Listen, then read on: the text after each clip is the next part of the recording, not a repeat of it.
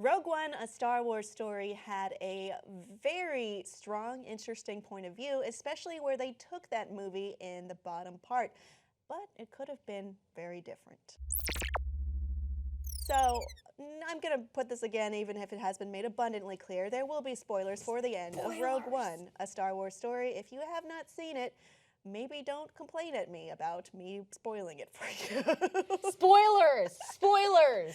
So Spoilers! At the end of this movie, here it comes, y'all. Every single new character dies. All of them.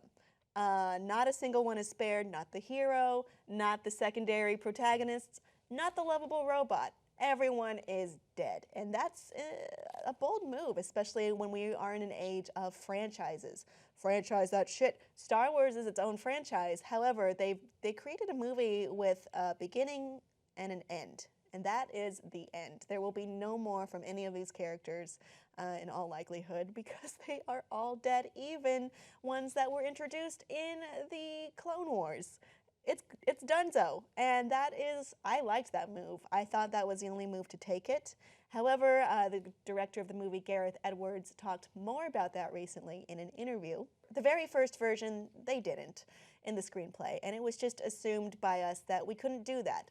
He's talking about killing. They're not going to let us do that. So I was trying to figure out how this ends, where that doesn't happen, and then everyone read that, and there was this feeling of like, they've got to die, right? And everyone was like, yeah, can we? I kept waiting for someone to go, you know what, could we just film an extra scene where we see Jyn and Cassian, they're okay and they're on another planet? And it never came. No one ever gave us that note. So we got to do it.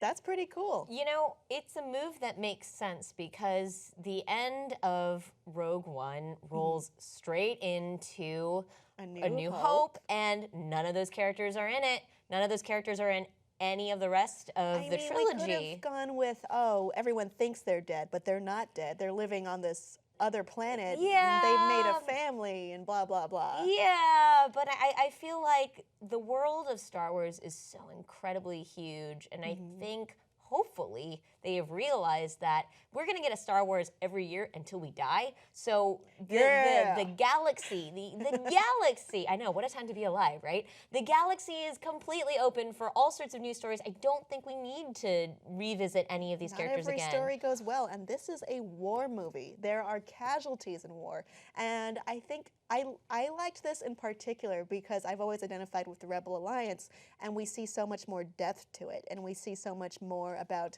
this great sacrifice that ultimately ends up being, you know, this forgotten legend that they talk about when they're working on whatever the next big obstacle is.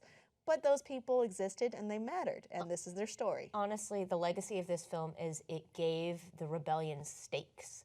Because in the original trilogy, the rebellion is a bunch of guys in the background of a meeting. You don't really see what they're fighting for, why they're fighting, and you get all of that context in this film, and that was very valuable. I really appreciated that. And to have everybody die not only dovetailed quite nicely with the war film expectations, and it also gave the whole proceedings of the original trilogy weight. Yes. And I really loved that even though I watched every single character die, I still felt like they won. And that's not something to easily pull off in terms of cinema, but it worked. And I felt great about it in the end, even though they're all dead and we're never going to see those characters again. Oh God, K2SO hurts so much. It hurts still thinking about it. But that being said, kudos to Disney. I also love keeping their hands off.